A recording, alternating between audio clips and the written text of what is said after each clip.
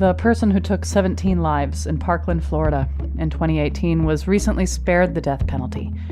Hear from Manuel Oliver, the father of Joaquin, who was murdered that day, on his reaction to the sentencing. Well, I think that the system failed Joaquin twice.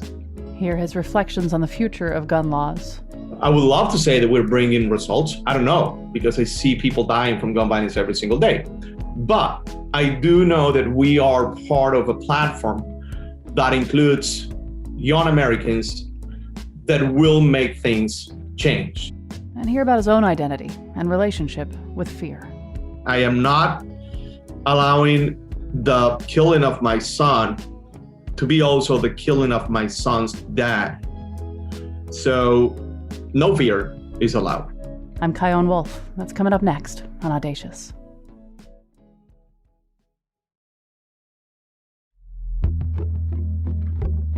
From Connecticut Public Radio in Hartford, this is Audacious. I'm Chion Wolf. When I first connected with Manuel Oliver for an interview, it was for a show we were doing about protest art.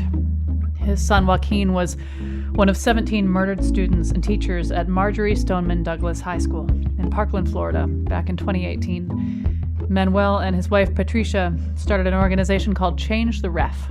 They use urban art and nonviolent, creative confrontation to raise awareness about mass shootings. One project created by Change the Ref is called the NRA Children's Museum. Picture a drone shot of 52 empty school buses in a parking lot. The way they're parked is in the shape of an AR-15. Here's Manuel describing the buses and what they mean in a video just released by Change the Ref. We have 52 empty school buses representing more than 4,000 kids that lose their lives every year in our country because of the inaction of politicians like Ted Cruz. We're gonna go and visit Mr. Cruz in his house. We want him to see what these school buses represent. These school buses have items that belong to these kids: hats, backpacks, stories, books, t-shirts, shoes, everything that represents them, including Joaquin. We have this letter that our son Joaquin wrote, and we're giving it to Ted Cruz.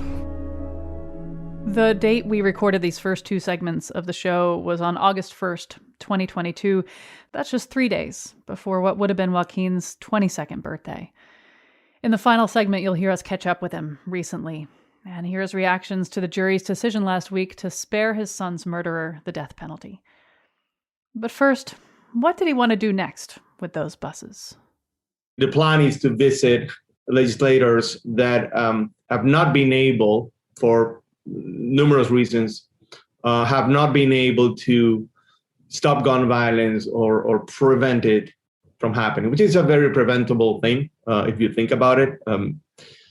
So we are trying to create that awareness and a little bit of disruption by bringing these projects to their offices and homes, actually. We did it with Ted Cruz, and we will do it again. The plan is to keep on bringing this amazing activation right to their faces and make sure that they cannot ignore it this time. And the overhead photo that made my heart skip a beat were these buses parked in the shape of an automatic weapon, an AR-15. Yeah, not only that, that was a hard one. I mean, really to get all that set up, it was back and forward with the drone, and there's a lot of effort. There's a lot of human resources that they really, really feel the need of doing this. This is it's not only about the money that a project like this one could cost.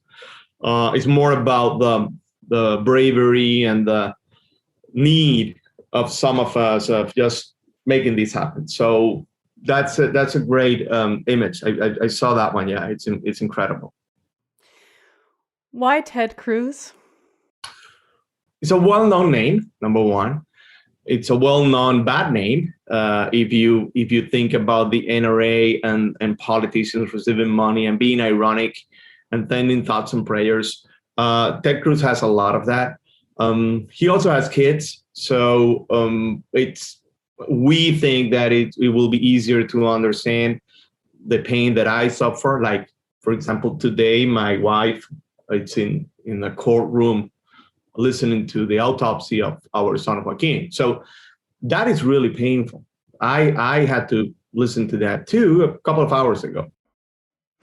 One of the artifacts that was handed to a staff member who approached you at Ted Cruz's home was a letter that your son wrote, Joaquin, 5 years before his death. Will you tell me about that letter? Yes. Joaquin, between other things, was a very smart dude. He will love to get involved in a deep conversation about social justice and anything that will require some level of knowledge of society and rules of living together. He was only 12 years old. They had this school project, and I assume, doing the math here, I assume that it happened. It was a project that it happened recently after Sandy Hook. So Joaquin decided to write a letter to gun owners asking them why is it that they're not okay with a universal background check. And also, at some point, he asked, maybe you are having fun with these killing machines. So he used the word killing machines, universal background check. And this is a 12-year-old kid. I was not that involved at all by then because you're not expecting this to happen to you, of course, which is a big mistake. I think that people today are more afraid, are carrying a fear that probably 5 years ago or 10 years ago we didn't carry. Now it's part of the conversation. So we took that letter and we frame it. I tried to give the letter to Senator Cruz, but some bodyguard in his house told me that he was not there, and so I left it with him. I don't think he ignores that we did that. There's no way to ignore that 52 buses were in your neighborhood, which is a fancy neighborhood, and I was not expecting anything less than that. But that's not the problem. Problem is that I went to your house, so I really try to find a solution here.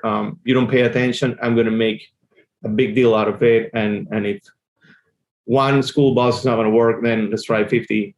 And you know what? We're not going to stop. So we're making sure that every senator that is on the same aisle will be ready for some school buses to approach to their homes. It could happen at any time.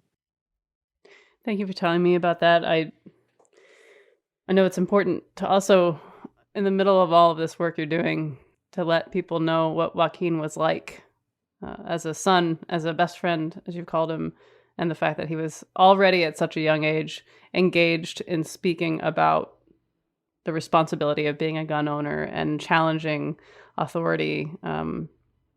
That's pretty much in line with what kind of person he was in general, yeah? 100%. You know that my son, I remember one day I picked him up in school and he said, he was talking about a teacher and he said, that guy's an and I immediately went, like a dad, well, what is it that I should do here? Oh, wait a minute, it's your teacher. You have to respect your teacher. Like, look at that. Like, I really feel like very idiot with that answer to my son. That's when I think today.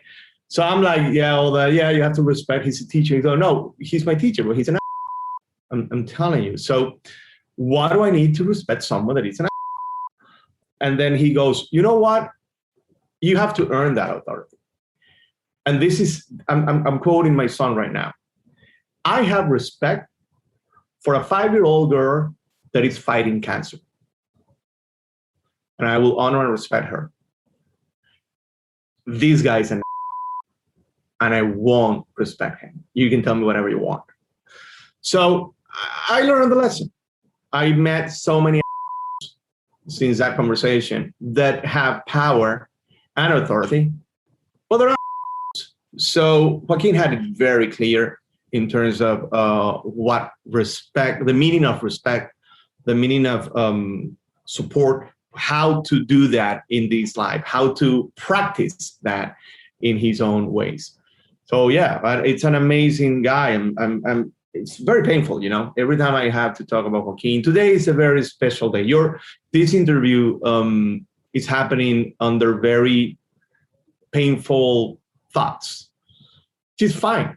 We set it up for today. But usually I am more attracted to what the fight means. But just by listening what my son went through and how he tried to survive, how he tried to protect himself, that pisses me off. So I know that I will move on and keep on doing things like the museum, but it's not easy. I wish everybody could understand that what Patricia is doing, what I'm doing, it's not anymore for our kid. It's for your kids, actually. Much of the art that you've created and shared is a result of an action. Like in Walls of Demand, you had this giant freestanding board where you painted these targets over these silhouettes of children. And in front of a crowd of people who'd gathered to watch you make this thing, you took a hammer and randomly smashed these targets 17 times, one for each Parkland student. And it created a hole in which you put a sunflower. And you see in the video of this, the reactions of people watching you. Like you can see the pain and the emotion in you, but you can see it in them as well. And another performance, this one piece that made my blood run cold when I saw it. It was performed basically without the subject's knowledge that it was a performance art piece. Will you please summarize The Lost Class? Oh, that was fun. Yeah, no, I got to tell you, that was a good day. That was fun. So The Lost Class, it's the first time that an organization like what we do, like a gun violence prevention group, was able to not only trick the NRA, but also create a huge awareness with the result of the campaign. Let me begin by telling you what an honor it is to be here to help celebrate your graduation. David Keene, a former president of the NRA and a current board member of the gun group, thought he was practicing his address to James Madison Academy. But that school does not exist. Follow your dream and make it a reality. It is a dramatic thing to watch a sitting NRA board member telling 3,000 empty chairs that they need to follow their hopes and dreams. The shot from above of the thousands of empty chairs is really astounding. There are some who continue to fight to gut the Second Amendment. Many of you will be among those who stand up and prevent them from succeeding.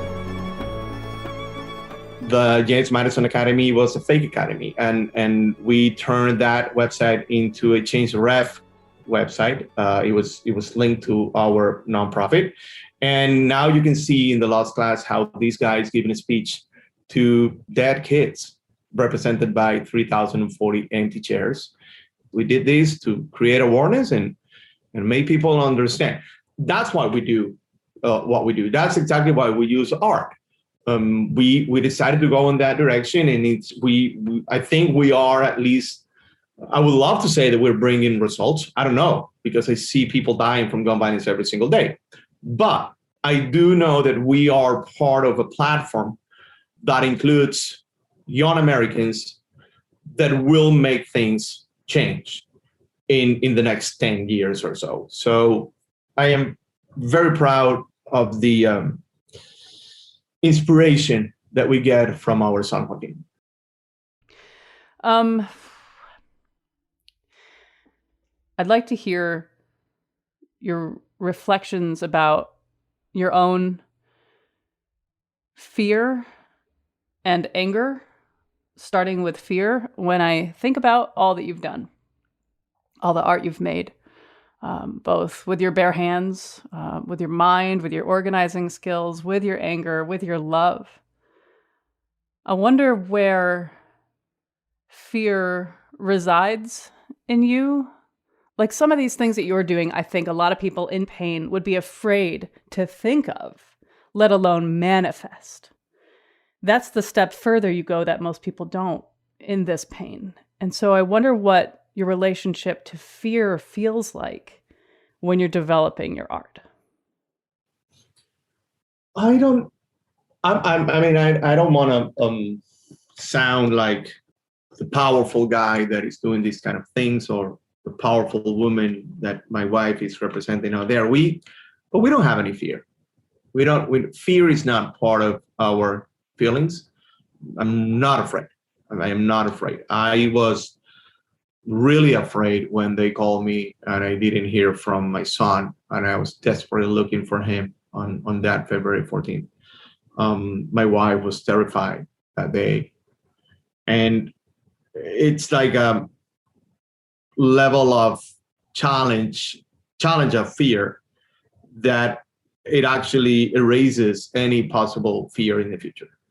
I also know, and maybe here's a more accurate answer, in addition to what I just told you, that we have always been very clear that we are Joaquin's parents, okay? And when you're a parent, you protect your kid. You will give your life away for your kids. It's a rule. I'm not gonna say in all cases, but in most cases, if not all, our life changes when we have a kid, when we give birth to a kid. So that happened to Patricia, that happened to me. And I'm still Joaquin's dad. That hasn't changed. I am not allowing the killing of my son to be also the killing of my son's dad. So no fear is allowed. No risk is allowed. Just like if my son was here, planning for a better future, I will be working for him on that. That explains how we do this. And it's the only motivation, again. The only motivation that I have is in life in general. I don't have any other. It's Joaquin and the fact that I'm his father. Your feelings of anger are obvious, and you have every right. You have known, and you do know, a righteous anger.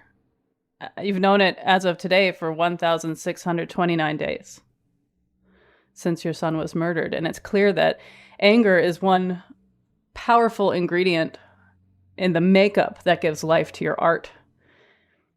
And anger is so often a reflection isn't the right word, but it can be almost like a gauge of the depth of love. You know, like your anger says, this isn't right because of how it affects and offends the love that I feel, the love that I hold. It's almost like the more I love a thing that's been hurt, the more anger I feel about this having had happened. So I wonder if you ever imagine a time in your life in the future when anger is not a major element in your art. And if you do ponder that, what kind of art do you imagine making? Oh, wow. Anger will come and go. Okay, it's not a permanent feeling because I'm busy doing other things. I'm busy using love, for example. Like in 3 days, on August 4th, it will be Joaquin's birthday. He should be turning 22 years old, and we celebrate his life. And we're doing it in an amazing way. We do it every year. This year, we're going to the metaverse, and we're doing a whole event with some gaming huge company. So those things keep me very busy. And the love that I have and support that I get from my wife, it helps a lot to not be mad the whole time. But I do feel anger, and I think I feel a lot of injustice. I don't play by the book. I think it might be, between other things, because I was not raised in this country. So I don't understand some things. I don't take them as rules. I don't understand why there is such a thing that gives my neighbor the right to own an assault weapon and not have that registered anywhere. I don't buy that. And I think I'm a person of the world. I've been in many places. I've seen how other societies were able to fix these problems. I think we should be a little less arrogant and hear what others have done, first world countries, by the way, and how can we emulate them and probably save a lot of lives. So that it's where I see injustice. And I said it at the beginning. This is what happened to my son was preventable. It was not that my son died from something that had no cure. And I need to admit that my son was going to die regardless. It's not true. My son died because of the inaction of a system that allows Americans to carry assault weapons. Of course, there's a shooter. Of course, there's a trial. Of course, he's a killer. Of course, he deserves the worst. But as a system, we have more than 100 people dying per day because of gun violence. So there's a problem here.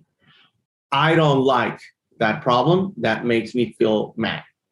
That anger, thank God, I know how to send it somewhere, either through paintings or through an interview, or I have path that I can follow with my anger and my love and my injustice feeling and all that. So at least I can release myself from that way. But am I trying to be happy? How is that art going to be moving forward, which is part of your question? I don't know. I don't even consider myself an artist. I do that I know how to do and put them together. And it's always a statement from a father. Art is a tool that I have. I could be a writer and then I will be writing things, but I'm not. So I try to use my very little knowledge of art and skills and put them together, and they become statements, which is statements from Joaquin. Lately, we have done great things. I because of art, I was able to connect with Shepard Fairey. Now I have more people concerned about Joaquin, which is my role here. Our role is to get more and more people involved. The fact that you're asking me these questions, we're having an interview, that means that somehow the information of what we do got to you, and now you want to hear more. That's my duty. I need to get what I do out there. If I'm happy, if I'm mad, that is not that relevant. I don't even know if I'm going to be happy. I have happy moments. I have mad moments. This is a good moment, by the way. So thank you. That's where my mind is right now. That was Manuel Oliver, father of Joaquin Oliver, who was murdered along with 16 others at Marjorie Stoneman Douglas High School in Parkland, Florida in 2018. He's also the co-founder of Change the Ref, whose mission statement is to raise awareness about mass shootings through strategic interventions that'll reduce the influence of the NRA at the federal level. When we get back, what Manuel feels about the future of gun laws.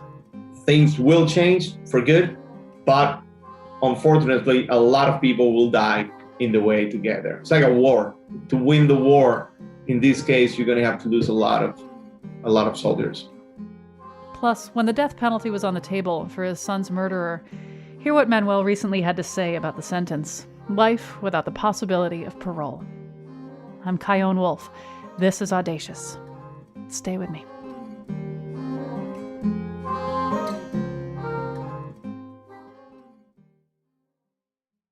This is Audacious. I'm Catie Wolf. Today, a conversation with Manuel Oliver. He's the father of Joaquin Oliver, who at the age of 17 was murdered along with 16 others at Marjorie Stoneman Douglas High School in Parkland, Florida, back in 2018. Recently, his killer was spared the death penalty, and in the final segment of the show, we reconnect with Manuel for his reaction to that decision. Let's get back to our conversation.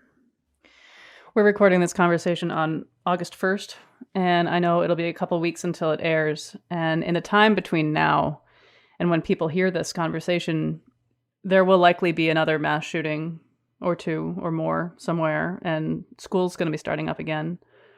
What does it feel like for you when you hear the news of a new school shooting or a shooting involving children? I'm not surprised. In 2 weeks from now, we don't know if we're going to be victims of a mass shooting. Okay? But let's say that we made it. We survived the next 15 days.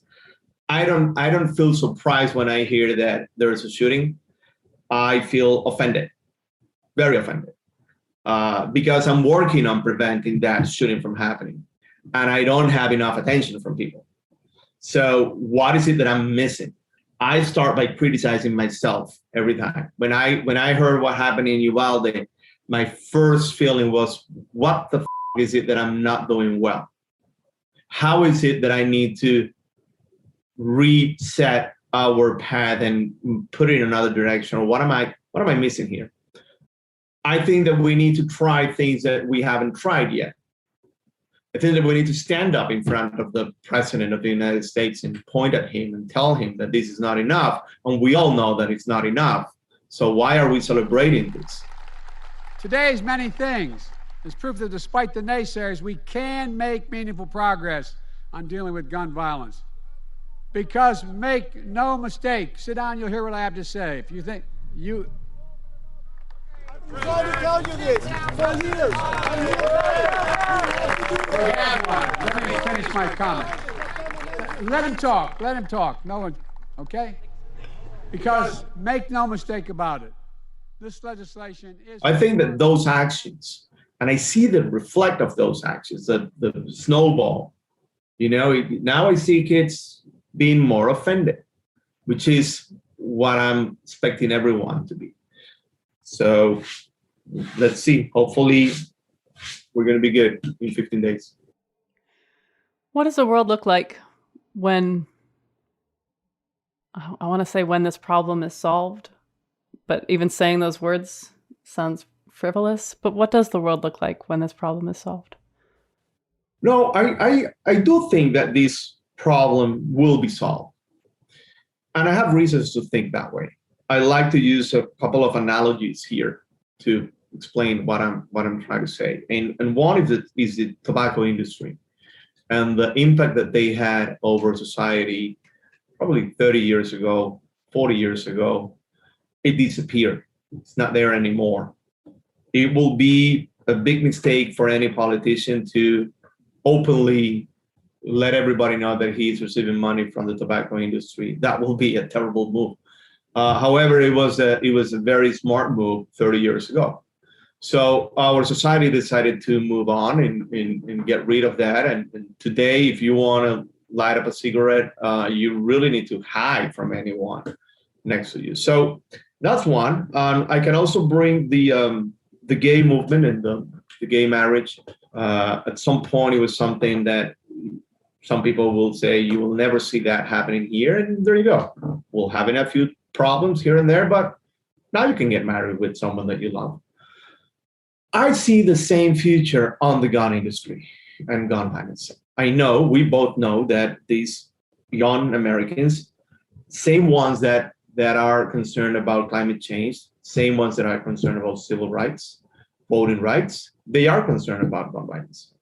So if we follow what our history has showed when it comes to those changes that come from society, and which are the real changes, because it will be permanent. There's no way to bring them back. It's not like writing an executive order and then in the next 4 years, the next guy will just rewrite that executive order that will avoid that one. So changes need to come from the bottom to the top. And I think, and I know, and I have all hope and confidence on the American youth. They will make the change, but it will require a few years, and that means a lot of victims. But we will see, well, I don't know if I'm going to see it, but America will see itself without dealing with gun violence and without losing, for no reason, more than 45,000 people per year. How long do you think it'll take?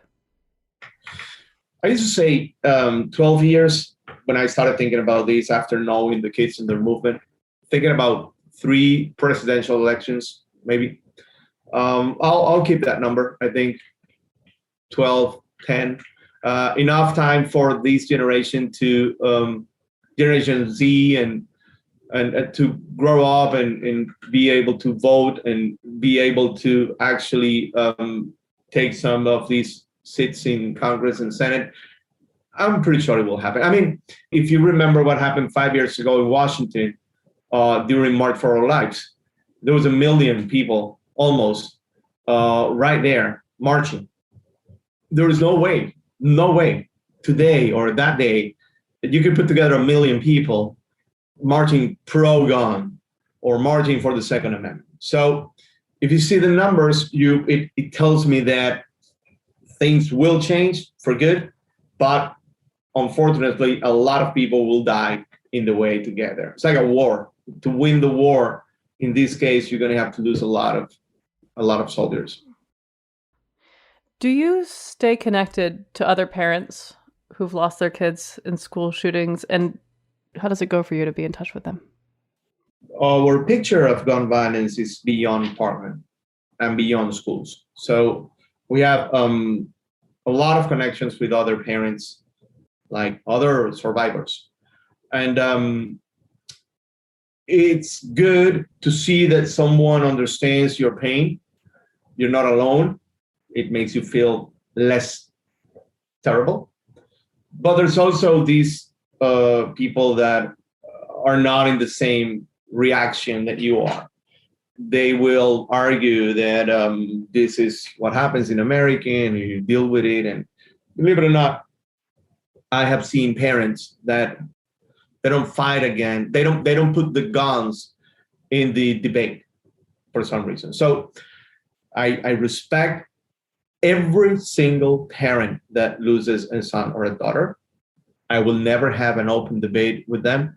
But no, I don't need to hang out with other parents. I need to give support to anyone that demands that support. I'm open to give it. But other than that, this is not something that it's, okay, now let's hang out together. No.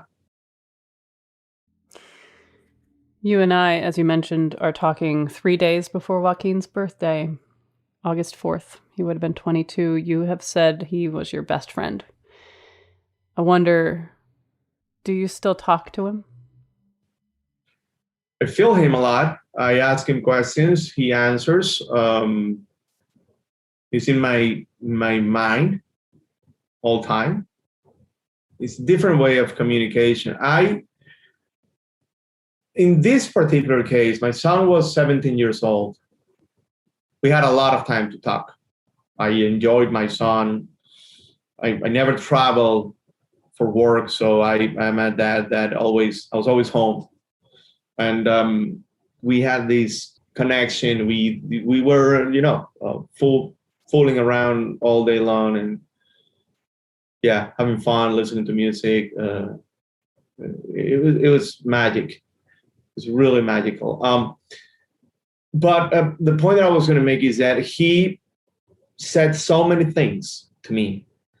And he wrote so many things. He expressed himself in all social media very often. So there's a lot of information that describes my son. There's a lot of conversations. So it's easy to listen to him because he did it in such an amazing way for 17 years. He will always have the answer.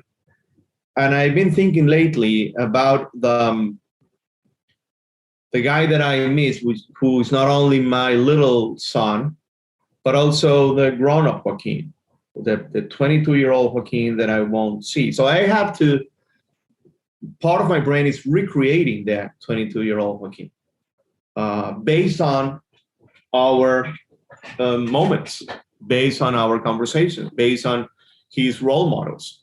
It's not that hard. I mean, you can somehow guess and predict what will he be doing right now? How will he be reacting? So I like to think that I know my son well enough to have that conversation and bring him to this actual moment.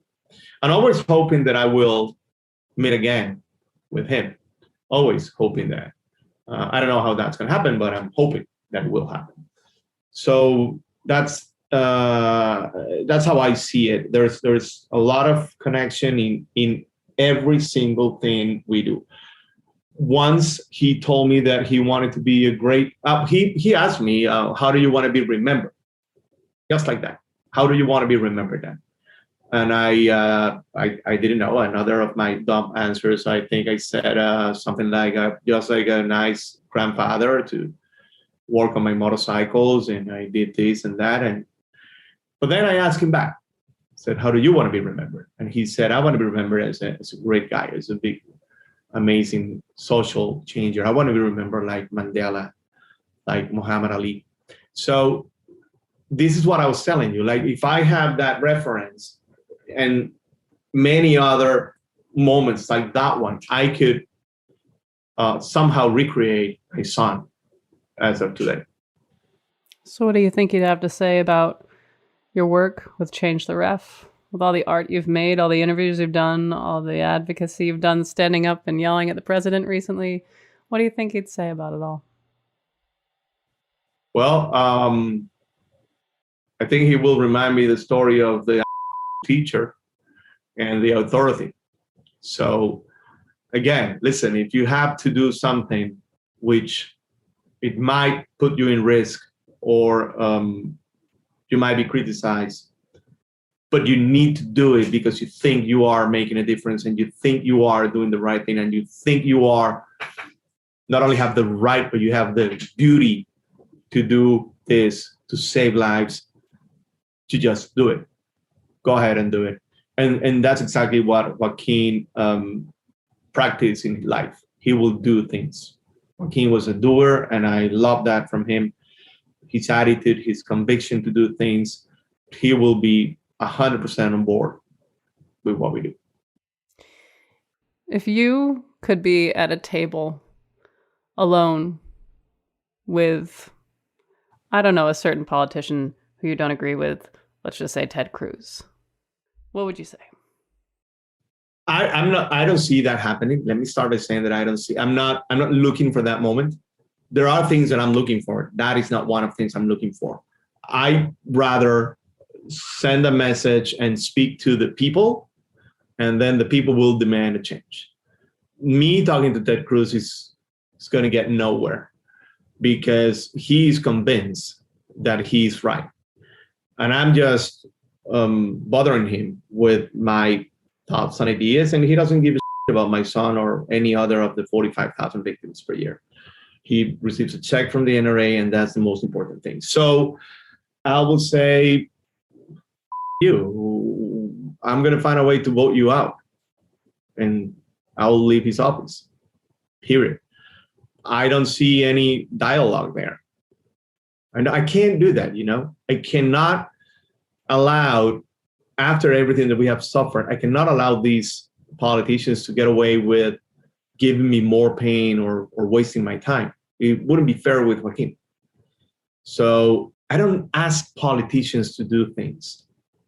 I put pressure on their agendas so they do things, because they won't listen to me if I ask. You said you weren't interested in a face-to-face with Ted Cruz, but you are interested in some other things. What are you interested in? Well, I would love to visit the Pope. That goes back to things that we have not tried yet. I think that we need people to stand along with us, not just sending your thoughts. I would love to see the Pope complaining about gun violence in America. I would love to speak in the United Nations. I would love to bring to the United Nations the fact that America has a war that we develop inside our country. We provide the weapons, we manufacture the weapons, and we also provide the victims. And some politicians are okay with this, and none other nation is being speaking out what happens here, which is usually what you do when there's a war in another nation. You put sanctions, and whoever is behind that, you block their businesses of anyone that is endorsing that war. Well, we have the same picture in America, so I will love to be in the United Nations bringing these ideas together. And I will do that at some point. So, yes, I like the big picture, the things that we have not tried, the unimaginable strategies in terms of creativity, like how do we put together everything that is happening in a way that people can understand it. Like today, I'm in the middle of a trial, again, talking about the trial. My thought was to send a post on my LinkedIn account where I have a lot of creatives, not on the Twitter or Facebook. This is only for people that it's in business. asking them to watch the trial and think about it as a pitch from a product. I want you to be creative. When you see my wife crying, when you see my wife speaking, when you see what's going on with the autopsy of Joaquin, let's do something with that. So that's what I do. My son is dead. Yes, I have all those connections. Yes, I am his dad. So I need to be over my own suffering and get done. That's a direction that no one has tried. Again, why do I do this? Because no one has tried it before. Let's see if it works. Well, Manuel Oliver, I'm so sorry for the loss of your son, Joaquin, and thank you so much for talking with me. Thank you. You're awesome. You take care, okay? You too. Thank you, my friend. Peace. Bye. Bye. That was a conversation we recorded on August 1st of 2022. After the break, we reconnect with Manuel recently after his son's killer was spared the death penalty.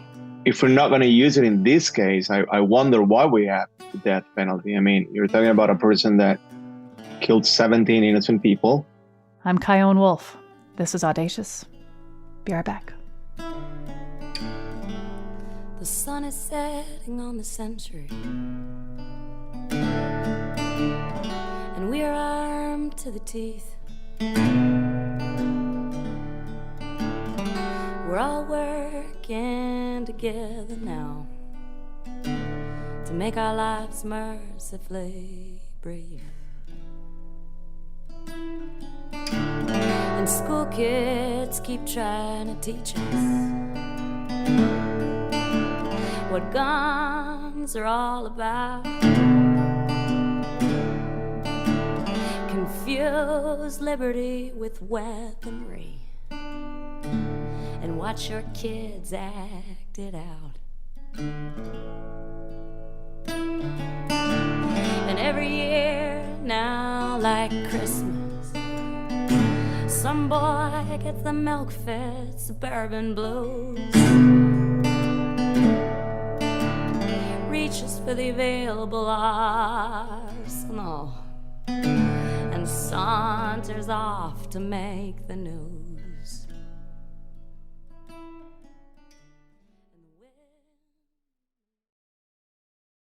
This is Audacious. I'm Catie Wolf. You just heard a conversation I recorded with Manuel Oliver back in August of 2022. He's the father of Joaquin Oliver, who was one of 17 victims of the Parkland shootings in 2018. Last week, Joaquin's killer was spared the death penalty. We reconnected with Manuel to hear his thoughts on that decision. Well, I think that the system failed Joaquin twice. I was already convinced that by allowing this shooter to have easy access to an assault weapon was a failure of the system. I live in a state that has the death penalty as a punishment. And if we're not going to use it in this case, I wonder why we have the death penalty. I mean, you're talking about a person that killed 17 innocent people. And the whole argument was that there's some mental health issues on him, and that's why he was able to get away with murder. So this is the second time that the system fails Joaquin. I want to make sure that there is not a third time. So I need to reset our strategy and see what we can do next. I saw on your social media that you had posted the death penalty wouldn't be enough. Yeah, I said that several times prior the verdict. And the reason why I said that, and I keep that, is that I was able to hear in a very detailed narrative, how Joaquin was murdered. I have an idea of the panic, suffering, fear, everything that happened in those moments. It was not an instant that there was a lot of suffering, pain. If you compare that to what a death penalty process will look like or feel like, it's not even close to it. So what I mean by the death penalty is not enough is exactly that. I will approve a death penalty in the extreme scenario where the shooter it's placed in a school full of kids screaming and smoke and alarms and panic and police officers afraid to get in there. And then someone will shot him 4 times.